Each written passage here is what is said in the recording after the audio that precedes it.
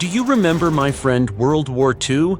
The destruction, the killing, and the giant war that devastated nations and ruined the global economy. Literally, of course. Do you remember that war? Well, imagine with me for a moment that one of the countries involved in this war decided to create a biological weapon in the form of zombies. Zombies would roam the battlefield, killing soldiers and spreading a virus among them to win the war. It's a terrifying scenario, isn't it? In this video, my friend, we're going to try this scenario and see who might actually win the war with zombies on their side. And will the war really end, or will it be the beginning of the end for the world? That's what we'll find out in today's video. But first, I'd like to make a very simple announcement. Just a quick one. Don't worry, it's not far from this video. My friend, this is for our second scientific channel where we make amazing content. I recommend a video there that's very relevant to today's video. In that video, we discussed the possibility of zombies appearing in our world. We also explained many real-life experiments done on humans to turn them into zombies during World War II. It's a very important video because it directly connects to the topic we're discussing today. You'll find the link to the channel in the first comment and in the description under this video. So quickly go check it out, subscribe, and follow us there. Now let's get into the video. The film starts in 1941, and we find ourselves with a group of new soldiers stationed in a border area, constantly preparing for any possible war. What war could be happening in Thailand in 1941? Well, let me tell you, my friend, if you didn't notice, this was during World War II, and at that time, Japan, Thailand's neighbor, was expanding in Asia. The Thais feared that Japan might think about invading Thailand. We then move to a rural area where a soldier named Mick is stationed. At this time, Mick is sitting with his fiancée, making plans for their wedding, which makes Mick really happy. However, not long after, a man approaches Mick and tells him that Japanese ships are coming and Japan is about to invade. Mick is shocked and doesn't know what to do. We see a Japanese delegation meeting with the Thai military leaders. This delegation includes a strange figure, a doctor who tells the Thai leaders that Japan has a dangerous biological weapon. He insists that they cooperate with Japan and not resist, even allowing Japan to control parts of Thailand to aid in their war with other Asian countries. The doctor tells them that his biological weapon could completely destroy them, and he even shows a video of the weapon. Zombies. He explains that if anyone is bitten by one of these zombies, they will either die or turn into zombies themselves. He warns that if a war breaks out, the entire country will be destroyed by the zombies, and it could spread globally. The Thai leaders are terrified by the doctor's words. They agree to cooperate with Japan, pretending to resist at first so that their citizens don't think their army surrendered. Afterward, they'll become allies and everything will be fine. The doctor agrees to this plan. Meanwhile, Mick receives news about the Japanese fleet approaching Thailand's shores. He visits his mother to say goodbye before heading off to war. While at home, Mick is surprised to find his younger brother, Mock, also there. Mock had decided to escape the war, but Mick tries to convince him to return and fight. Eventually, Mock agrees to rejoin the army. After a while, the Japanese fleet reaches Thailand's shores to attack, and of course, they bring their biological weapon with them: zombies. The battle becomes difficult for the Thai soldiers, and many of them die. The zombies break free from the box and begin attacking the soldiers. Mick tries to escape, but the zombies catch up to him and turn him into one of them. The Thai leaders are unaware of the zombie outbreak and continue to think they are cooperating with Japan. But as things unfold, the country begins to fall apart due to the zombies. Later, a group of Japanese soldiers arrives at the battle site and is shocked to find the zombies there. The Japanese leader instructs his troops to fight the zombies because they could be useful in the war. At the same time, Mick arrives to find that his battalion has been wiped out, either dead or turned into zombies. Mick then encounters a Thai soldier in a trench, but when he tries to help him, the soldier attacks him. Mick barely escapes, grabs a stick, and uses it to fight off the zombies. Mick then rushes to his commander, telling him about the zombies he saw. The commander listens, and they decide to meet the Japanese doctor to find a solution and understand what's happening. But first, Mick goes to the clinic, where he finds his fiancée.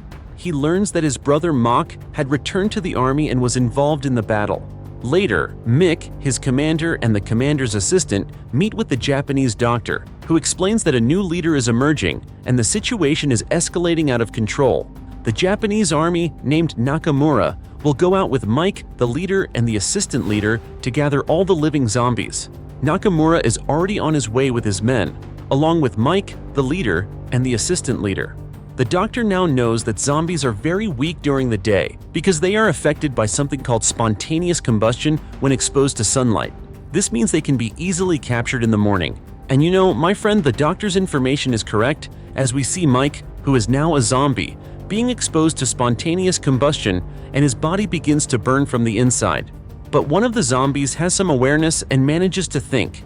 He grabs Mike and throws him into the water, stopping his suffering. So now the zombie that understands things is leading the group, and let's call him the leader. Nakamura takes everyone into a cave to hide from the zombies. Here, my friend, we notice that these zombies are different from any others you may have seen before, because they have minds and can think.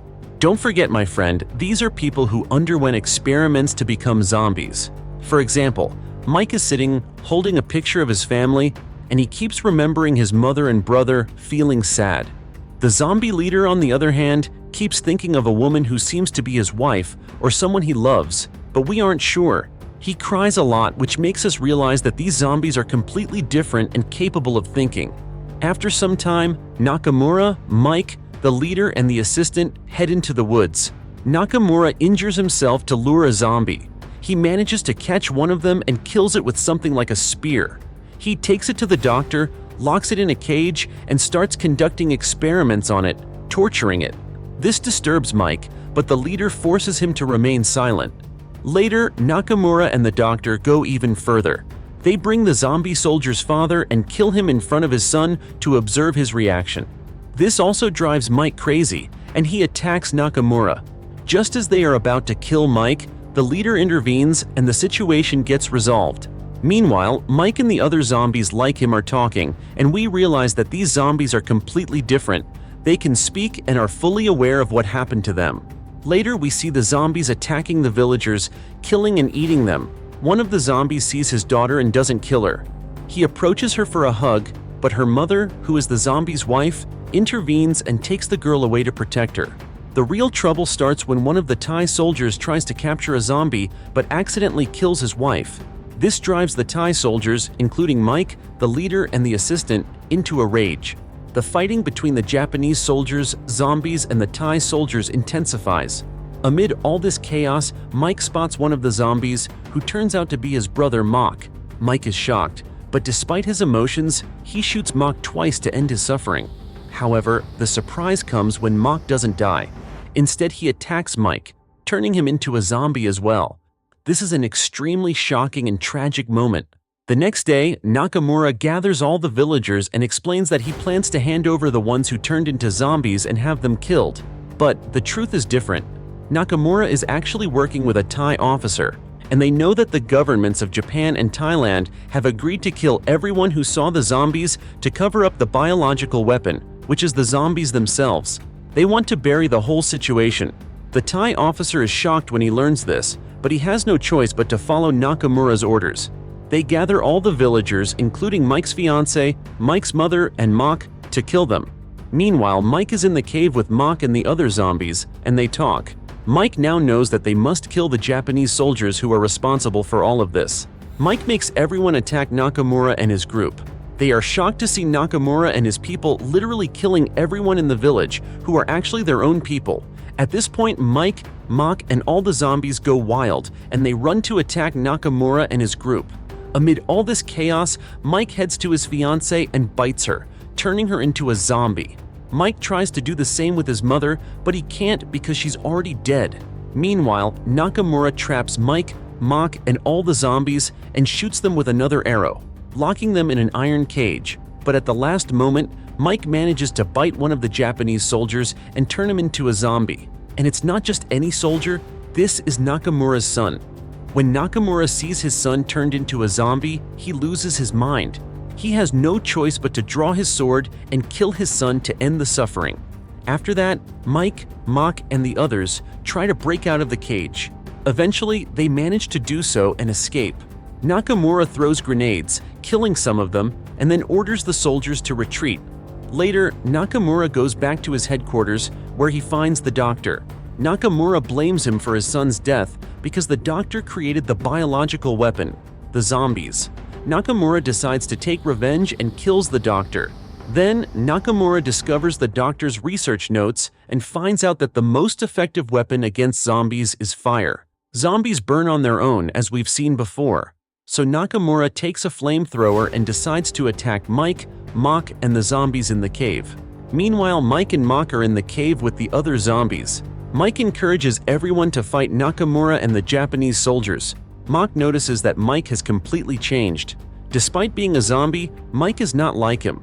Mock then tells Mike that he has become something closer to a monster, and the proof is that he didn't let his fiancée stay human. He turned her into a zombie. This bothers Mike a little, so he draws his sword and kills his fiancée, which drives Mock even crazier. Afterward, Mike tells everyone to prepare for battle. It doesn't take long before Nakamura and his soldiers arrive at the cave and the fight begins. Nakamura and his soldiers start shooting at Mike, Mock, and the zombies, and they fight back. They manage to kill many of Nakamura's soldiers and even turn some of them into zombies. Mike begins to build an even larger army of zombies. Amid all this, Mock realizes that this is a losing war, so he hides, hoping no one will find him and that he can escape. But he's wrong because Mike and his group easily find him and capture him. While all this is happening, Mock grabs Nakamura's flamethrower and holds it in front of the cave. After a while, Mike and the zombies, whether Thai or Japanese, arrive, wanting to escape the cave. At this point, Mock decides to burn them all, ending the zombies once and for all. Mike, seeing his brother Mock with the flamethrower, understands what he intends to do. He makes a gesture with his hand, a gesture they used to do together when they were human. Mock, now deeply affected by the memories of when they were human, hesitates. But in a crucial moment, he fires the flamethrower and begins to burn his brother and all the zombies. When he sees that the fire is spreading and burning everyone, Mock runs to join them, wanting to be burned as well, so that he is not the cause of the continued spread of the zombie plague. After literally destroying all the zombies, years pass, and in a laboratory, we see a rat infected with the zombie plague created by the Japanese doctor. No one knows how the rat got there, but it sadly means that despite everything Mock did, the zombie outbreak will never end, and it will spread again, but this time in a different way. And that's the end of the film. I hope you liked it. If you want to see something similar but real, something that actually happened in our world, make sure to watch the video I'll leave a link to in the first comment. In that video, we discuss many real experiments done on humans during World War I and II, including experiments that turned people into zombies. Watching that video is very important because it reveals many issues and disasters. That's it for now. Goodbye.